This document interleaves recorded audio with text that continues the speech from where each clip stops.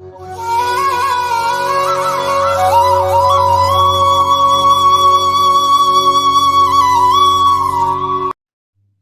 பக்தர்களுக்கு என் அன்பு வணக்கங்கள். ஓம் சாய்ராம். என் அன்பு குழந்தையே, முயற்சிக்கும் காரியங்களில் எல்லாம் தோல்வியை மட்டுமே சந்திக்கிறாய் என்று மனமுடைந்து இருக்கிறாயா? தொடங்கும் முன் தயங்காதே, தொடங்கிய பின் நடுங்காதே, இடையில் நீ உறங்காதே, சோதனையை கண்டு பதுங்கி விடாதே. சோதனைகள் 1000 வரும், துவண்டு போகாதே.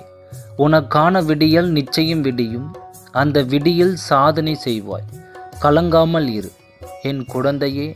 எதுவும் கிடைக்கவில்லை, ஆசைப்பட்ட எதுவும் நிறைவேறவில்லை என்று வருத்தப்பட்டு கொண்டிருக்காதே.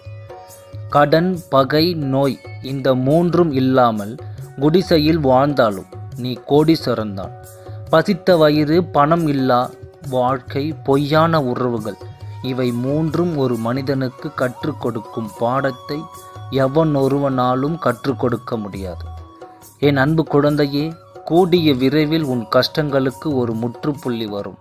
விரைவில் உன் வறுமைகள் நீங்கி நீ நல்ல நிலைமைக்கு வருவாய். ஒன்றை மட்டும் நினைவில் வைத்துக்கொள். ஒருவேளை உணவுக்காக கூட கஷ்டப்படும் மக்கள் இருக்கிறார்கள். உனக்கு கிடைக்கிறது என்பதற்காக உணவை வீணாக்காதே. உணவை தலைகுனிந்து உண்பது பூமிக்கு நன்றி கூறுவதுதான். தண்ணீரை தலை உயர்த்தி குடிப்பது மேகத்திற்கு நன்றி கூறத்தான். இவை இரண்டிற்கும் உரிய மதிப்பை கொடு. உன் வாழ்க்கையில் வறுமையே இருக்காது. முயன்றால்தான் உன் பாதையில் பூக்கள் பூக்கும்.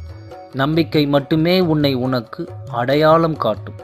நீ உழைக்க நினைத்தாலே நொடிகள் இனிமையாகும். நீ உன்னை உணர உணர உண்மை உன்னிடம் உறவு கொள்ளும். உன் உண்மை உனக்கு புரிய புரிய கருமை உன்னை விட்டு செல்லும். துரோகிகள் மீது நம்பிக்கை வைத்ததற்காக வருத்தப்படாதே. நீ வைத்த நம்பிக்கைதான் துரோகிகளை உனக்கு அடையாளம் காட்டியிருக்கிறது. எப்பொழுதும் உனது கடந்த காலம் உன் எதிர்காலத்தை தீர்மானிக்காது. அதனால் கடந்த காலத்தை நினைத்து வருத்தப்படாதே. நேற்று கஷ்டப்பட்டு விட்டாய் என்பதற்காக இன்றி நீ உட்கார்ந்து அழுது கொண்டிருந்தால் நாளை எப்படி நீ மகிழ்ச்சியாக வாழ்வாய்?